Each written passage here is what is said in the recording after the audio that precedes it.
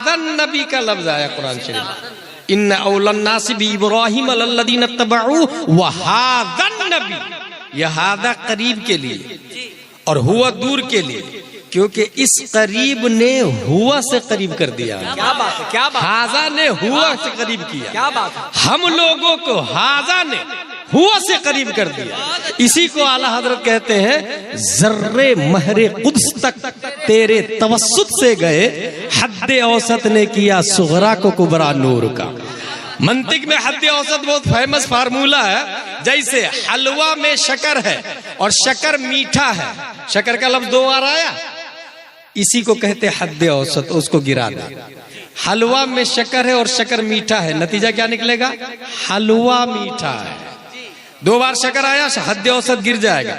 आला हजरत एक बात यहाँ कहते हैं गौसे आजम के बारे में कि मंतिक में हद्दे औसत गिरता है तब नतीजा निकलता है, और दीन में जब तक आप बाकी रहते हैं तब तक नतीजा निकलता रहता है। नतीजा यहाँ हद्दे औसत नतीजा गिर के दे, और यहाँ जब तक के तू शामिल है या गौस। क्या बात, वाह वाह वाह। अल्लाह तबारक व तआला क्रिएटर ऑफ द वर्ल्ड है, पूरी दुनिया का खालिक अल्लाह तबारक व तआला है। और अल्लाह तबारक व तआला ने हम लोगों को पैदा किया, और चूंकि हम लोग रब तक पहुंच नहीं सकते हैं, इसलिए हद्दे औसत बनाया प्यारे मुस्तफ़ा सल्लल्लाहु तआला अलैहि वसल्लम को। हुजूर सल्लल्लाहु तआला अलैहि वसल्लम क्या है, इस हवाले से अगर आपको समझना हो तो एक लफ्ज है खल्क। ये जो भाई साहब सीधे हाथ से चाहिए,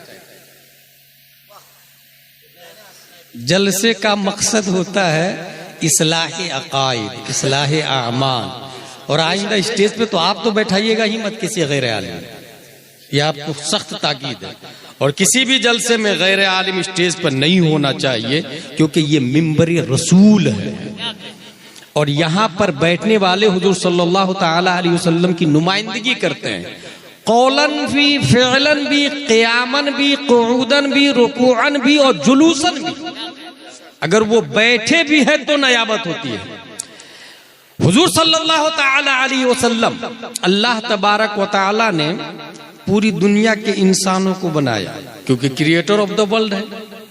लेकिन कोई भी कंपनी अगर किसी चीज को बनाती है तो पहले एक रोल मॉडल बनाती है, एक एग्जाम्पल बनाती है। कुदरत की कंपनी के बेशुमार प्रोडक्ट है। जिस तरीके से आईफोन का 1 है, 2 है, 3 है, गाड़ियों में 1G, 2G, 4G, 5G आ गया, ऐसे हर चीज के जब कुछ सिफतें बढ़ा दी जाती है, नाम नया दे दिया जाता है। कुदरत की कंपनी के बेशुमार प्रोडक्ट है, और कुरान शरीफ में ये भी आया वयख्लुकु मा ला तालमून, और भी प्रोडक्ट अल्लाह के हैं जिसको हम नहीं जानते हैं। और अल्लाह ताला पैदा फरमाता है बहुत सारे मखलूक है जो हमारी नजरों से पोशीदा है। लेकिन अल्लाह तबारक व तआला ने इंसानों की तख्लीक से कबल एक एग्जाम्पल बनाया, एक रोल मॉडल बनाया। और उस रोल मॉडल के अंदर चूंकि हमें हाथ देना था, अल्लाह ने इंसान को हाथ वाला बनाया, इसलिए उस रोल मॉडल का हाथ बनाया। तो पूछ करके बनाया कि कैसा हाथ बनाओ, और ऐसा हाथ बनाया कि हाथ जिस सिमत उठा गनी कर दिया, मौजे बहरे समाहत पे लाखों सलाम। हम लोगों को अल्लाह ताला ने आंख दी, इसलिए अल्लाह ने उस रोल मॉडल में आंख दी। और कैसी आंख दी? मा ज़ाग़ल बसर व मा तग़ा, जिस तरफ उठ गई दम में दम आ गया, उस निगाहे इनायत पे लाखों सलाम। अल्लाह ने हम लोगों को होंठ दी है, होंठ, इसलिए इस होंठ को बनाने से पहले रोल मॉडल में होंठ बनाया, और ऐसी होंठ बनाया कि पतली पतली गुले कुद्स की पत्तियां, उन लबों की नजाकत पे लाखों सलाम। बल्कि हजरत आयशा ने एक बारीक इशारा किया है, कान खुल्कुहुल कुरान, नबी का अखलाक सरापा कुरान मुक़द्दस है। हुजूर सल्लल्लाहु तआला अलैहि वसल्लम का अखलाक, खुल्क पहले स्ट्रक्चर को बोला जाता था, जिस स्ट्रक्चर पर नबी सल्लल्लाहु तआला अलैहि वसल्लम हैं ये खुल्क है। लेकिन बाद में खुल्क का इतलाक आदत पर होने लगा। सिफत पर होने लगे। जैसे एक मिसाल दे दूं, नात सिफत को कहते हैं, लेकिन इस वक्त नात इस्तिलाह है हुजूर सल्लल्लाहु ताला अलैहि वसल्लम की खूबी बयान करने को, हुजूर सल्लल्लाहु ताला अलैहि वसल्लम के औसाफ बयान करने को, हुजूर सल्लल्लाहु ताला अलैहि वसल्लम की सिफत। खुद कुरान शरीफ में आला हजरत रज़ियल्लाहु ताला अन्हु फरमाते हैं, कुरान की हर आयत के अंडर में 60,000 उलूम व फुनून, 60,000, और हर आयत में नाते मुस्तफा पिन्हा है। क्या बात, वाह वाह। 77,450 कलिमा है, 6,616 आयतें हैं अल्लामा गुलाम रसूल सईदी की तहकीक के मुताबिक, और हर आयत में नात है। इसका मतलब आज जो असद भाई है या कोई भी शायर हो, वो जो नात शरीफ पढ़ते हैं, ये नाते नबी सबसे पहले अल्लाह ने बयान की है। क्या बात, वाह वाह वाह। बेशक, बाद में हजरत हसन की सुन्नत बनी है। सबसे पहले तो अल्लाह ने नात बयान की। कुरान की हर आयत में नाते नबी सल्लल्लाहु ताला अलैहि वसल्लम है। हुजूर सल्लल्लाहु ताला अलैहि वसल्लम आपके अखलाक के बारे में कुरान शरीफ के अंदर आया, इन्नका लअला खुलुकिन अज़ीम। मैं 10 से 15 मिनट की गुफ्तगू की हेडिंग देता हूं, अखलाक़े मुस्तफ़ा। क्या बात, वाह वाह वाह। हुजूर सल्लल्लाहु ताला अलैहि वसल्लम का अखलाक कैसा था, इस हवाले से अशरफिया के साबिक प्रिंसिपल मोहम्मद अहमद मिसबाही साहब की किताब इस्लामी निज़ाम अखलाक और खुलफाए राशिदीन को पढ़ना बहुत जरूरी है। उसके अंदर ये लिखा हुआ है कि अखलाक की कई किस्में हैं, इहयाउल उलूम से अखज़ किया उन्होंने। उसमें से अखलाक की सबसे पहली किस्म है ईमान, क्या बात। और बद अखलाकी की पहली किस्म है इल्हाद। लिहाजा जितने एथिस्ट है ये सब बद अखलाक, जितने मुल्हिद है, लादीनियत और दहरिया है, ये सब के सब बद अखलाक। इसी ईमान की पहली किस्म अखलाक है। इसी से ये समझ में आया कि कोई वहाबी देवबंदी अखलाकमंद हो ही नहीं सकता है, क्योंकि ईमान ही नहीं। और अखलाक उस वक्त काम आएगा, अखलाक एक इबादत से है, एक सिफत है, और इसके लिए मौसूफ का होना जरूरी है, और मौसूफ ईमान है, और सिफत मौसूफ के बगैर मारिज़ वजूद में नहीं आ सकती। या यूं कह ले कि सिफत फायदा नहीं देगी जब तक मौसूफ ना हो। ईमान ना हो तो जैसे नमाज काम नहीं आती है, इसे अखलाक भी नहीं काम आएगा। जाहिरन लोग कहे भी कि वो अखलाकमंद है, हकीकत के एतबार से अगर ईमान रहा, क्योंकि बच्चे के दिमाग में आपने ये बैठाया अभी आ रहा हूं, वो इंतजार किया आधा घंटा, 1 घंटा, 2 घंटा, आप आए 12 घंटे के बाद, बच्चा समझ जाएगा झूठ बोलना ये बाप की सुन्नत है। मेरा बाप झूठ बोलता है क्योंकि उसने बोला अभी आ रहा हूं। बड़ा होके वो भी बोलेगा अभी आ रहा हूं, और फिर वो भी टाइम से नहीं आएगा। अखलाके नबी सल्लल्लाहु ताला अलैहि वसल्लम ये है कि आप एक जगह थे, एक सहाबी ने कहा मैं आ रहा हूं, 3 दिन तक वहीं खड़े होकर इंतजार करने लगे। पीर करम शाह अज़हरी ने ज़ियाउन नबी के अंदर लिखा, आप सोच सकते हैं 3 दिन तक वहीं खड़े होकर इंतजार करना, यह है अखलाक मुस्तफ़ा सल्लल्लाहु ताला अलैहि वसल्लम। वाह वाह वाह वाह। एक सहाबा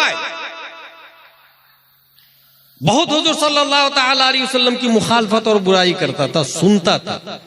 उसने देखा जलाल में आकर के, या मोहम्मद मश्तमलतिन निसा अला ज़िल हद अक़दम मिनका माज़ल्लाहि रब्बिल आलमीन। ऐ मोहम्मद, रोए जमीन पर तुझसे बड़ा झूठा कोई है ही नहीं, माज़ल्लाहि रब्बिल आलमीन। एक काफिर ने आके कहा, हजरत उमर वहीं थे, फरमाते हैं दानी अक्तुल हो, मुझे इजाजत दे मैं इसकी गर्दन उतार देता हूं। हुजूर सल्लल्लाहु अलैहि वसल्लम ने फरमाया ना, क्योंकि निगाहे नबूवत देख रही थी, अगर ये नहीं मानेगा तो इसका बच्चा कलमा पढ़ेगा। निगाहे नबूवत ये देख रही थी कि ये अनकरीब कलमा पढ़ने वाला है, इसलिए हुजूर सल्लल्लाहु ताला अलैहि वसल्लम ने हजरत उमर को मना कर दिया। अच्छा, हजरत उमर का कहना दानी अख्तुल हो ये भी अखलाक है, बट ये अखलाके उमर है, और निगाहे नबूवत से देख करके मना कर देना यह अखलाके मुस्तफ़ा है।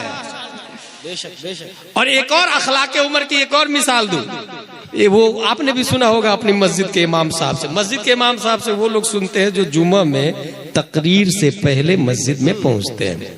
अगर तकरीर होने के बाद मस्जिद में पहुंचा तो जिंदगी भर वैसे के वैसे रह जाएगा। खुतबा, अरबी खुतबा के वो अरबी खुतबा जानते, वो तकरीर ही है। हुजूर सल्लल्लाहु अलैहि वसल्लम तकरीर करते थे, वो हुजूर सल्लल्लाहु अलैहि वसल्लम की सुन्नत है।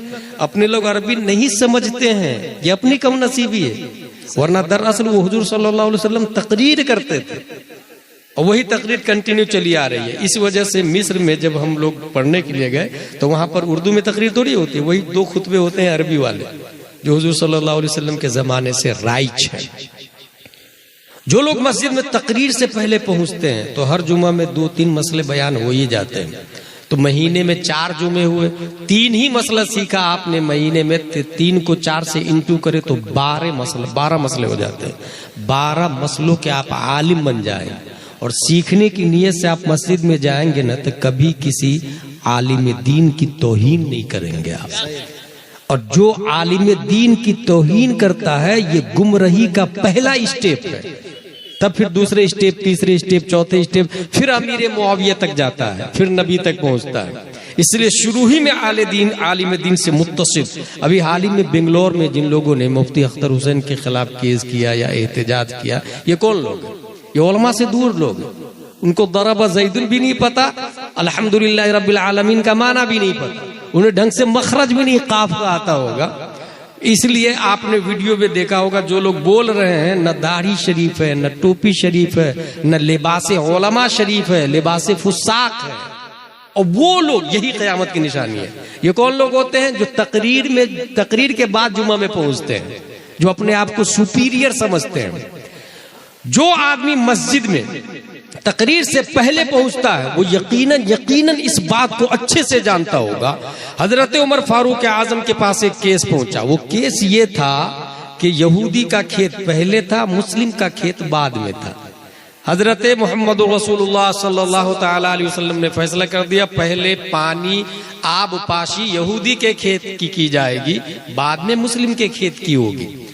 वो मुस्लिम को इत्मीनान नहीं हुआ। वो कहा कि उमर फारूक आजम के पास चलते हैं। उमर फारूक आजम के पास गए कि फैसला कर दीजिए, मेरा खेत है और इसका खेत है। ये कह रहा है कि पहले मेरी आबपाशी होगी और मैं कह रहा हूं मेरी। नबी ने फैसला कर दिया है और नबी ने इसके हक में फैसला किया। किसके हक में? यहूदी के हक में। हजरत उमर फारूक आजम सुने, बोले just a moment please, I am just coming back, इंतजार करो। अंदर गए, तलवार निकाले और लाए और मुस्लिम की गर्दन मार दी। और फिर कहा, जो नबी का फैसला नहीं मानता, उमर की तलवार उसका फैसला करती है। वाह वाह वाह वाह वाह। तो हजरत उमर का मारना यह अखलाक़े उमर है, यह अखलाक़े उमर है, इसलिए कोई गलत नहीं बोल सकता है। और हजरत उमर फारूक आजम रदियल्लाहु ताला अन्हु हर मजहब बल्कि हर दीन का मुहद्दिस होता है, हर नबी का मुहद्दिस होता है। इस्लाम का मुहद्दिस उमर फारूक आजम रदियल्लाहु ताला अन्हु। बल्कि नबी ने ये फरमाया, मेरे बाद कोई नबी होता तो उमर नबी होते। बिल्कुल बिल्कुल बेशक। इसी से अंदाजा लगा, मगर नबूवत का दरवाजा बंद है, इसलिए उमर फारूक आजम नबी के दोस्त हैं। और इसलिए ये लोग अखलाक में भी, वो एक होता है ना कि दोस्त, कुरान शरीफ की एक आयत है, या वैलता लैतनी लम अत्तखिद फुलानन खलीला, ए काश में फुला को दोस्त नहीं बनाया होता। ये जो दोस्त वाली बात है ना, कभी भी आप अगर ओरिजिनल दोस्त है तो अपने दोस्त को अच्छाई की दावत देंगे, अच्छी आदत की तरफ माइल करेंगे, गुनाहों से रोकेंगे। और हर मामले में, हर वो अच्छा मामला, अल्लाह ने नबी के 2 दोस्त बनाए। एक दोस्त है हजरत अबू बकर सिद्दीक और दूसरे दोस्त है हजरत उमर फारूक आजम। और इतने अच्छे दोस्त है कि हजरत उमर फारूक आजम की उम्र भी 63 साल है, हजरत अबू बकर की उम्र भी 63 साल है और हुजूर सल्लल्लाहु अलैहि वसल्लम की उम्र शरीफ भी 63 साल है।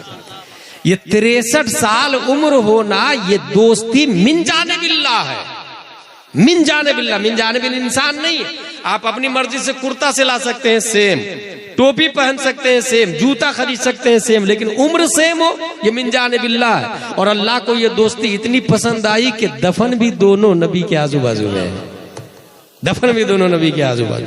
अखलाक नबी के तरीके के मुताबिक, नबी ने जो फैसला किया वही करना, नबी ने जो खाया वही खाना, नबी ने जिस तरीके से खाया उस तरीके से खाना। ये अखलाक मुस्तफ़ा को इन लोगों ने अपनाया। हुजूर सल्लल्लाहु ताला अलैहि वसल्लम मश्तमलतिन निसा अला दिल अदम मिनका, जो ही ये जुमला कहा उस काफिर ने हजरत उमर ने इजाजत ली, तलवार से गर्दन मार देता हूं। आपने कहा नहीं। फिर उसके पास एक गोह था, गोह एक जानवर का नाम है। ये जानवर गिरगिट से बड़ा होता है और मगरमच्छ से छोटा होता है, शक्ल वैसी होती है। साल में एक कतरा पेशाब करता है। इमाम आजम के यहाँ खाना जायज नहीं है, इमाम शाफई के यहाँ खाना जायज है। वो आस्तीन में गोह का शिकार करके लाया था, नबी के कदमों में फेंका और कहा ला उमिन हत्ता युमिन हादर गब, मैं उस वक्त तक ईमान नहीं लाऊंगा जब तक ये गोह ही ईमान नहीं ले आता है, जानवर ईमान नहीं ले आता है। हुजूर सल्लल्लाहु ताला अलैहि वसल्लम सीधा सवाल करते हैं उस गोह से, गोह मन ताबुद, ऐ गोह तू किसकी पूजा करता है, तू किसकी इबादत करता है? वो जानवर जवाब देता है अल्लज़ी फिस समा अर्शुहु व फिल बहरि सबीलुहु व फिल जन्नति रहमतुहु व फिन नारि इकाबुहु, मैं उसकी इबादत करता हूँ। फिस समा अर्शुहु, आसमान पर जिसका अर्श है, जन्नत में जिसकी रहमत है, जहन्नम में जिसका इकाब है, समंदर में जिसके लिए रास्ता है। हुजूर सल्लल्लाहु अलैहि वसल्लम दूसरा सवाल करते हैं हु एम आई, मन आना, मैं कौन हूं? वो जानवर बोलता है अंत रसूल रब्बिल आलमीन कद अफलह मन सद्दक़का व कद ख़ाब मन कज़्ज़बका, आप पूरी दुनिया के पालनहार के रसूल हैं, जिसने आपको माना वो कामयाब है और जो मैं नहीं माना वो तबाह व बर्बाद है। ये जुमला सुन करके अखलाक मुस्तफा देंगे। हुजूर सल्लल्लाहु ताला अलैहि वसल्लम के कैरेक्टर और रिसालत की गवाही एक जानवर दिया। जानवर का मालिक सोचता है कि मैं शिकार करके लाया और नबी की तारीफ कर रहा है। और कमेंडमेंट था, वादा था। अरब की एक खासियत थी ज़माने जाहिलियत। ज़माने जाहिलियत किसको कहते हैं? इस्लाम से ऐलान इस्लाम से पहले के दौर को ज़माने जाहिलियत कहा जाता है। और हुजूर सल्लल्लाहु अलैहि वसल्लम ने 40 साल के उम्र शरीफ में ऐलान नबूवत किया। 40 साल की उम्र शरीफ में ऐलान नबूवत से पहले ये ज़माने जाहिलियत है। ज़माने जाहिलियत में भी ये बात थी कि जो कमिटमेंट कर लेते थे, जो वादा कर लेते थे, उसको निभाते थे, वादा खिलाफी नहीं करते थे। और ये आदत अरब में इस्लाम के बाद भी बाकी रही है। और हुजूर सल्लल्लाहु ताला अलैहि वसल्लम का ये हाल है कि इस्लाम के ऐलान से पहले भी और इस्लाम के ऐलान के बाद भी आपसे ज्यादा रुए जमीन पर ईफाए अहद करने वाला कोई पैदा ही नहीं हुआ, वादा पूरा करने वाला। हुजूर सल्लल्लाहु ताला अलैहि वसल्लम पर वो गोह ईमान लाता है। गोह को ईमान लाने के बाद वो गोह का मालिक भी कलमा पढ़ लेता है। अब वो देखे, वो हम लोगों को कोई गाली दे दे तो क्या कर लेते हैं? जलाल में आ जाते हैं। नहीं, नबी सल्लल्लाहु अलैहि वसल्लम जलाल में नहीं है। अगर जलाल में आए तो ये तो इंतकाम हो गया। हालांकि नबी का हक है, क्योंकि खालिक के कुल ने आपको मालिक के कुल बना दिया है। तसर्रुफात है, इक़्तिदार है, सब कुछ है हुजूर सल्लल्लाहु अलैहि वसल्लम। मगर ना अखलाक, हुजूर सल्लल्लाहु ताला अलैहि वसल्लम का अखलाक देखें। हुजूर सल्लल्लाहु अलैहि वसल्लम के अखलाक में से एक ये है कि आपसे कोई मांगता तो आप उसे खाली हाथ नहीं लौटाते थे। इसी को आला हजरत ने कहा नहीं सुनता ही नहीं मांगने वाला तेरा। जितने लोगों ने मांगा, बल्कि मेरे करीम से गर कतरा किसी ने मांगा। अखलाक मुस्तफा में सखावत देखे आप। कतरा किसी ने मांगा, दरिया बहा दिए हैं, दुर बे बहा दिए हैं। ये क्या है भाई? दरिया बहा दिए हैं, दुर्बे बहा दिए हैं। कतरा, ये जो आप शबनम में बैठे हुए हैं, शामियाने से कतरा टपक रहा होगा, वो एक कतरा है। और दरिया कतरुन अला कतरिन इदज तमात नहरुन, कतरा कतरा से बनता है तो दरिया बनता है। वो जो आपने देखा होगा दरिया बहते हुए, सुनामी लहरें आ जाती है। सीमांचल से अच्छा और कौन समझ सकता है दरिया की तबाही को। हासिल ये कि हुजूर से कतरा मांगा तो दरिया दिया। इसका क्या मतलब? अच्छा, कतरा मांगा तो दरिया दिया, ये भी समझ में आ गया। दुर बे बहा दिए हैं। दुर कहते हैं मोती को, तो दर कतरा मांगा दरिया दिया, 1 रुपया मांगा 100 रुपया दिया, मगर कतरा मांगा तो मोती दिया। इसका क्या कनेक्शन है? इसमें क्या कनेक्टिविटी है? इसको समझना हो तो सुने। एक मौसम है जिसको कहते हैं नीसा। नीसा के मौसम में अबरे नीसा होता है, नीसा का बादल। उस मौसम में समंदर में सीप अपना मुंह खोल करके सतह आबे बहर पे ऐसे होता है, ऐसे समंदर में सीप मुंह खोले हुआ होता है। अबरे नीसा के बाद वो बाराने नीसा, वो नीसा का पानी, नीसा का एक कतरा, एक बूंद उस सीप में पड़ती है। जो ही सीप में बूंद पड़ी, वो सीप अपना मुंह बंद करके तहते आबे बहर में बैठ जाता है, समंदर के नीचे बैठ जाता है। और चंद महीनों के बाद में वही बूंद मोती की शक्ल इख्तियार करता है, जिसको कहते हैं दुर, बेबहा, अनमोल मोती। उसी मोती को क्वीन खरीदती है और बड़ी बड़ी महारानियों के गलों का हार, वही दुर बेबहा बनता है वो मोती। आला हजरत रज़ियल्लाहु ताला अन्हु ने जो फरमाया है, मेरे करीम से अगर कतरा किसी ने मांगा तो उस कतरा की तरफ आला हजरत की जब तवज्जो आती है तो दोनों कतरा को देखते हैं। एक वो कतरा जो सीप के मुंह में आता है, और दूसरा वो कतरा जो कतरा से मिलके दरिया बनता है। इसलिए आला हजरत ने दोनों तरफ इशारा कर दिया कि हुजूर सल्लल्लाहु ताला अलैहि वसल्लम उस सखी का नाम है कि अगर कतरा मांगा तो एक तरफ दरिया देते हैं जिसकी वैल्यू हो सकता है कम हो, मगर दूसरी तरफ अनमोल मोती भी देते हैं। और ये लफ्ज इसलिए इस्तेमाल किया कि कयामत तक नबी की सखावत का मुकाबला दुनिया में कोई कर ही नहीं सकता है। मेरे करीम से गर कतरा किसी ने मांगा। अच्छा, उस सीप पे गौर करेंगे तो एक बात समझ में आएगी कि वो सीप जो ही बूंद उसमें पड़ी, वो सीप सीधा नीचे बैठ जाता है जाकर। ऐसे ही इस अजहरुल उलूम में इंसान खाली आता है, खाली सीप आता है। मुतबहिर माहिर उलमा उसमें इल्म की बूंद डालते हैं, इल्म मुस्तफ़ा डालते हैं, दरसे मुस्तफ़ा डालते हैं, हदीसे मुस्तफ़ा डालते हैं। वो बाप और माँ के घर से एक आम कतरा बन के आता है। अजहरुल उलूम। अल्लाहु अकबर, या रसूल अल्लाह, जिंदाबाद। दुर बेबहा दिए हैं, वो सीप तहते आब में बैठ जाता। अच्छा, वो सीप दौड़े भागे गया काम से, उस बूंद के जर्रात मुंतशिर हो जाएंगे, अनमोल मोती ही नहीं बनेगा। डॉक्टर इकबाल ने यहाँ एक बात कही है, अगर पंदे जदुर्वेशे पजीरी हजार उम्मत बमीरत तू नमीरी। ए खातूने इस्लाम, अगर किसी नेक आदमी की नसीहत कबूल करना चाहती है तो सुन, हजारों लोग मरते हैं मगर आप नहीं मरेंगे।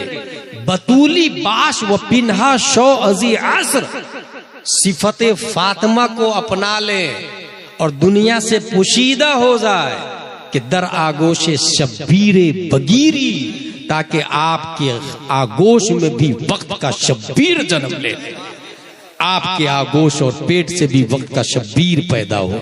हासिल कलाम ये, हुजूर सल्लल्लाहु ताला अलैहि वसल्लम का अखलाक जो कि क़यामत तक के लिए आप आइडियल और एग्जाम्पल है। इसलिए अच्छा, अखलाक दो तरह के होते हैं, एक वो अखलाक जिसको सबने देखा, और एक वो अखलाक जो रात में होता है, उसको सब नहीं देखते। नबी दिन में क्या करते थे, नबी का अखलाक दिन में कैसा था, हजरत अबू बकर से पूछे वो बयान करेंगे, हजरत उमर बयान करेंगे। 1,24,000 सहाबा की क्वांटिटी है, वो हुजूर सल्लल्लाहु अलैहि वसल्लम के अखलाक को बयान करते हैं कि नबी क्या करते थे। लेकिन नबी रात में क्या करते थे? अगर एक बीवी हो तो सेटिंग हो जाएगी, 2 बीवी हो हमारी और आपकी तो सेटिंग हो जाएगी, 3 हो तब भी सेटिंग हो जाएगी, 3 से ज्यादा हो तब सबको इत्तेफाक नहीं कर सकते आपके मेरे ऐब को छुपा लेना, सबको कन्विंस नहीं कर सकते। अल्लाह ने नबी को कयामत तक के लिए रोल मॉडल और आइडियल बनाया है। इसलिए आपकी जलवत को लाखों सहाबा बयान करने के लिए थे, रात की तारीकी को बयान करने के लिए, रात के कैरेक्टर को बयान करने के लिए अल्लाह ने एक से ज्यादा अज़वाज की इजाजत दी है, एक से ज्यादा अज़वाज की इजाजत दी है। और ये सहाबियात, ये अज़वाजे मुतहरात हमें बताती है कि प्यारे मुस्तफा सोते कैसे थे, उठते कैसे थे, लेटते कैसे थे, उठने के बाद सबसे पहले क्या करते थे। ये तमाम तर जाहिरी बातनी अखलाक, खलवतो जलवत के अखलाक दुनिया में किसी न्यूटन का आया नहीं, आइंस्टाइन का आया नहीं, केपलर का आया नहीं, जरकाली का जाहिर नहीं, अरस्तु का जाहिर नहीं, किसी भी अब्राहम लिंकन का, दुनिया का कोई भी लीडर आया हो उसका दोनों पहलू पब्लिक के सामने नहीं है, मगर ये प्यारे मुस्तफा है। दिन में चलते कैसे थे, बुखारी में आया। ज़हबा रसूलुल्लाह, मुस्कुराते कैसे थे, बुखारी में आया। तबस्सम रसूलुल्लाह, पकड़ते कैसे थे, बुखारी में आया। बतश रसूलुल्लाह, हुजूर सल्लल्लाहु तआला अलैहि वसल्लम खाते कैसे थे, बुखारी में आया। अकल रसूलुल्लाह, मगर रात में मुस्तफा सोते कैसे थे, बुखारी में आया। फनामा रसूलुल्लाह सल्लल्लाहु अलैहि वसल्लम। इसीलिए कयामत तक नबी से अच्छा कोई लीडर आ ही नहीं सकता। नारे तकबीर, नारे रिसालत, उलमाए अहले सुन्नत। इसी को आला हजरत ने फरमाया, लम याते नजीरो कफी नजरिन मिथले तू नशुद पैदा जाना, जगराज के ताज तुरे सरसो है, तुझको शहे दूसरा जाना। हुजूर सल्लल्लाहु तआला अलैहि वसल्लम आपका हमारे और उनमें एक बुनियादी फर्क ये भी है, तकाबुल तो है ही नहीं, जैसा कि कुछ दिन पहले ही मैंने बताया था। एक बुनियादी फर्क ये भी है कि हुजूर सल्लल्लाहु अलैहि वसल्लम का आना, आप फरमाते हयाती खैरुल लकुम व ममाती खैरुल लकुम, मेरा आना भी खैर है, मेरा जाना भी खैर है। अपने लोग आते हैं तो खुशियां होती है घर में, सब लोग खुशी मनाते, फला के यहाँ लड़का पैदा हुआ, लड़का पैदा हुआ, लेकिन मर गया तो खुशी मनती है कहीं, कोई खुशी मनाता है, सब रोते रहते हैं। हुजूर सल्लल्लाहु अलैहि वसल्लम फरमाते हैं मेरा आना भी खैर है, मेरा जाना भी खैर है। दूसरा फर्क यह है कि हम मरते हैं तो हमारी बीवी का निकाह खत्म हो जाता है, इद्दत के बाद 4 महीने 10 दिन के बाद वो किसी से भी निकाह कर सकती है, ठीक है। नबी के इंतकाल के बावजूद अज़वाजे मुतहरात का निकाह खत्म नहीं होता है। गौर कीजिएगा, उसकी वजह क्या है?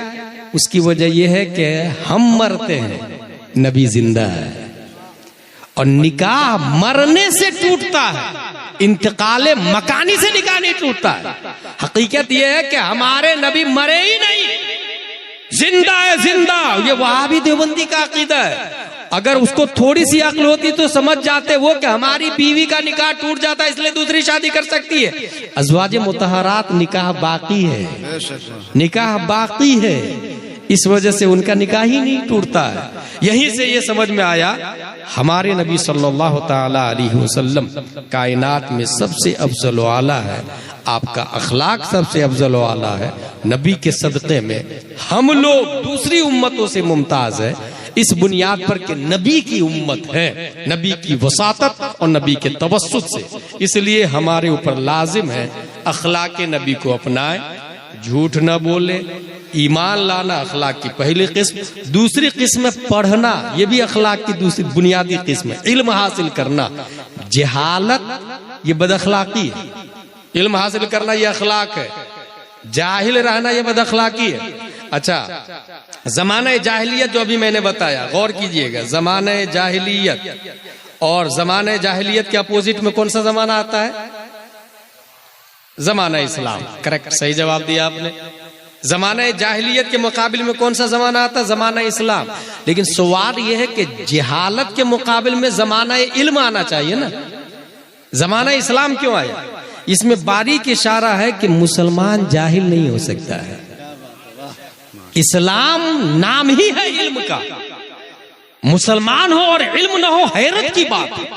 मुसलमान और इलिटरेसी हैरत की बात है। पहली आयत इकरा और कारी कुरान इल्म से खाली, हैरत की बात। ज़माने जहालत के मुकाबले में इस्लाम का आना इस बात की दलील है कि इल्म मुसलमानों ही का हक है। पूरी दुनिया में इल्म की नशर व इशाअत हम ही ने की है, टेक्नोलॉजी की इजाद हम ही ने की है। दुनिया के अंदर स्पेस में जाने का तरीका और सलीका हमने बताया है, उड़ने का तरीका, परवाज, कुव्वते परवाज हमने दी है। वमा खलकना समावाति वल अर्द वमा बैनहुमा लाइबिन, नहीं सुना आपने? लतरकबुन्ना तबक़न अन तबक़ फमा लहुम ला युमिनून, नहीं सुना आपने? बेशुमार टेक्नोलॉजी का इशारा कुरान मुक़द्दस के अंदर मौजूद है, बल्कि वो रोशनी के हवाले से आया। मैं यातीनी बिअशा क़ब्ल अन यातूनी मुस्लिमीन क़ाल इफ़रीतुम मिनल जिन्न अना आतीका बिही क़ब्ल अन तक़ूम मिन मक़ामिक। ये इस आयत से आप पहले ये सुन ले कि बहुत सारे आप में से लोग हैं जो बाबा के पास जाते हैं और कहते देखिए ना मुझे क्या हो गया है। बाबा चेक करेंगे तुम्हारा नाम, माँ का नाम, आज दिन कौन सा है, और इंटू करेंगे और ज़र्ब लगा के 0 निकले तो ये, 1 निकले तो ये, 2 निकले तो ये, 3 निकले तो ये, 50,000 लगेगा। पूरा शमशान घाट है आपके ऊपर। और जो करोड़पति आदमी है ना वो 50,000 दे भी देता है, मेहनत लगेगी जरा। अच्छा, इस आड़ में कितने बाबा कितने हरामकारी कर रहे हैं आपको पता ही नहीं है। बहुत सारी औरतें जिन्नात से परेशान है, बाबा के पास जा रही है, बाबा ही के पास रह रही है। बहुत सारे बाबा ये बोल रहे हैं कि ये मेरे पास रहेगी तभी जिन्नात उतरेगा। इस तरीके से पब्लिक की बेवकूफी है। ये जहालत किसकी? ये बदअखलाकी पब्लिक की है, अखलाक मुस्तफा को समझा ही नहीं उसने। एक बाबा ऐसा भी दुनिया में है, उसने सीधा क्या किया है, एक चौकोर रूम बनाया, मुरब्बा 10 बाई 10 का एक रूम, उसमें 4 गेट लगाया और बैठा हुआ एक तरफ, 4 गेट लगाया, बाउंड्री वाल बनाया चारों तरफ से, और बाउंड्री वाल में एक ही गेट है। गेट पे अपना असिस्टेंट बैठा के रखा है, कोई भी आता है उससे पूछता है असिस्टेंट क्या हो रहा, बोले वो बुखार लग रहा है, गेट नंबर 1 से जाना। तुमको क्या हुआ है, बोले वो जिन्नात लग रहा है, गेट नंबर 2 से जाना। वो सबको ऐसे ही बता देता है। मेरी बीवी मेरी बात नहीं मान रही, गेट नंबर 3 से जाना। जो ही वो गेट नंबर 3 से एंट्री किया, अच्छा तुम्हारी बीवी तुम्हारे कहने में नहीं, सामने वाला सोचता बाबा को कैसे पता चला। और इस तरीके से हजारों 95% बाबा हरामखोरी और हरामकारी कर रहे हैं, 95%। यकीन न हो तो आप अपने एरिया के किसी अच्छे आलिम से किसी मशहूर बाबा के बारे में पूछे, वो फौरन बता दें। और सिर्फ छोटे मोटे नहीं, जो आदमी साइकिल पे आया था वो फॉर्च्यूनर पे चल रहा है। पब्लिक बेवकूफ। देखिए ना मेरे ऊपर जिन्नात लग। एक आदमी, मेरा एक दोस्त अहमदाबाद में, बड़ी अच्छी बात बताया, उसके पास एक आदमी पहुंचा, बोले माँ भी राजी, बाप भी राजी, सब कुछ राजी है, बस लड़की राजी नहीं हो रही है। आप ऐसा ताबीज दे दीजिए कि लड़की फट से हाँ बोल दे। वो हमारे दोस्त कहते हैं अगर ऐसा ताबीज होता तो मैं हीरोइन को नहीं दे देता। तो क्या पब्लिक की बेवकूफी हो गई है भाई। भाई इस्लाम कहता है आप जाके पैगाम देना, आप बात करें ना उसके माँ बाप से, आप अपने बाप को भेजे ना। आप अगर फकीर है तो वक्त के बादशाह को भी निकाह का पैगाम देना जायज। ये इस्लाम का तरीका, इस्लाम का तरीका। और अगर इस्लाम के तरीके को अपनाए तो इब्राहिम बिन अदहम ने वक्त के बादशाह को पैगाम दिया। बादशाह ने शर्त रखी, हीरा लेकर के आओ, वो हीरा लेकर के आए। दूसरी शर्त रख दी, क्योंकि बादशाह की नियत ही नहीं थी शादी करने की, ब्लैक हीरा लेकर के आओ, वो ब्लैक हीरा भी लेकर के आ गए। फिर नियत बदल गई, लड़की ही का इंतकाल हो गया, लड़की को दफन कर दिया गया। इब्राहिम बिन अदम इतने बड़े जुनून वाले अल्लाह के वली, जाके लाश उखाड़ करके जंगल में लाके रख दी। बोले शादी तो इसी से करूंगा। खल्लाके दो आलम ने, अल्लाह तबारक व तआला ने 2 फरिश्ते को भेजा। 2 फरिश्ते गवाह की शक्ल में आए, कुछ सूंघाए, उससे वो खातून होश में आती, जिंदा हो जाती है। शरबत पिलाया गया, बिल्कुल खूबसूरत हसीन खातून थी। उन दोनों गवाहों ने निकाह पढ़ाया, दोनों जिंदगी गुजारने लगे। बच्चा भी पैदा हुआ, इब्राहिम बिन अदम का बच्चा भी पैदा हुआ। हासिल ये कि अगर मोहब्बत शरीयत के दायरे में हो तो महबूब को अल्लाह मरने के बाद भी जिंदा कर देता है। मगर ये हरामकारियां, ये जीएफ रखना, ये गर्लफ्रेंड रखना, ये लिविंग में रहना, ये तो सरासर हराम है ना भाई साहब। ये कौन सी दुनिया में जी रहे हैं आप। कभी इस्लाम को समझे तो सही, कभी अखलाके मुस्तफा को समझे तो सही। हुजूर सल्लल्लाहु अलैहि वसल्लम ने बाज़ाब्ता अपने मुंह बोले बेटे के या पैगाम। एक मादी उनके निकाह में आई थी, उनके हिस्से में आई। आपने कहा इसको मेरे निकाह में दे दो, मैं निकाह करूंगा, मेरे हवाले करो। इस्लाम का तरीका अपनाए ना भाई। एक नहीं मानेंगे कोई बात नहीं, लेकिन शरीयत के दायरे में रहें, इससे बहुत बरकत होगी, बहुत ज्यादा बरकत होगी। हासिल ये हुजूर सल्लल्लाहु ताला अलैहि वसल्लम के अखलाक हसना में से है झूठ नहीं बोलना, वादा खिलाफी नहीं करना, इल्म हासिल करना। शैतान और भूत ये हर जमाने में शैतान रहे हैं, आज ही नहीं है, हर जमाने में है। तो ये बाबा लोग जो आगे बढ़ रहे हैं ना, ये हम जाके कहते हैं कि वो देखिए ना परेशान कर रहा है, इसलिए वो हरामखोरी और हरामकारी दोनों वो कर रहे हो। कुरान शरीफ की ये जो आयत है, ये आयत बता रही है कि जिन्नात की ताकत ज्यादा नहीं है, इंसान की ताकत उससे ज्यादा है।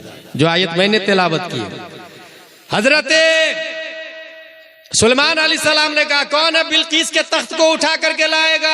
एक जिन्नात खड़ा हुआ, हजरत मैं लाऊंगा। जिन खड़ा हुआ, बोले कितनी देर में लाएगा? बोले आप अपनी जगह से खड़े हो उससे पहले लाके रख दूंगा। कहा इससे भी पहले मुझे चाहिए। क़ाल अल्लज़ी इंदहु इल्मुम मिनल किताब अना आतीका बिही क़ब्ल अन यफ़्तद्दा इलैका तरफ़ुक, पलक झिपकने से पहले मैं लाके रख दूंगा। एक आलिम दीन ने बोला, आलिम दीन ने बोला। कहा लेकर क्या? वहीं से हाथ बढ़ाए और लाके रख दिया। अल बैरूनी ने इस आयत पे गौर की कि ये इतने किलोमीटर के फासले पर बिल्कीस का तख्त इतने स्पीड से आया कैसे? पढ़ते पढ़ते बार बार पढ़ते उसने नजरिया दिया, किसी भी ठोस चीज को एनर्जी वे में कन्वर्ट कर दिया जाए तो उसकी रफ्तार मटेरियलिस्टिक से कन्वर्ट होके अनमटेरियलिस्टिक में आ जाती है, यानी उसकी रफ्तार रोशनी की तरह हो जाती है। यहीं से ये नजरिया दिया और उसी नजरिए के तहत टेलीविजन की इजाद होता है, फोन का वजूद होता है, वगैरह वगैरह वगैरह। हासिल इंसान की ताकत जिन्नात से ज्यादा है, बशर्ते कि वो इंसान नबी का गुलाम हो, उसके पास नबी का अखलाक हो, उसके पास नबी का कैरेक्टर हो। अल्लाह तबारक व तआला हम सबको कुरान शरीफ, हदीस शरीफ, फिक्र शरीफ पढ़ने, समझने, अमल करने की तौफीक अता फरमाए। अपने इदारे पर खुसूसी तवज्जो दें, क्योंकि इदारा है तो मस्जिद के इमाम अच्छे रहेंगे, इदारा नहीं तो मस्जिद के इमाम अच्छे नहीं, और मस्जिद के इमाम अच्छे नहीं तो आज तो स्टेज पे गैर आलिम बैठा, कल मस्जिद के मुसल्ले पे भी गैर आलिम होगा और कोई पूछने वाला नहीं होगा। मगर कभी भी ऐसी नौबत आए तो इमाम हुसैन को याद कर लीजिएगा, उन्होंने सर दे दिया, बेटा दिया, घर दे दिया, मगर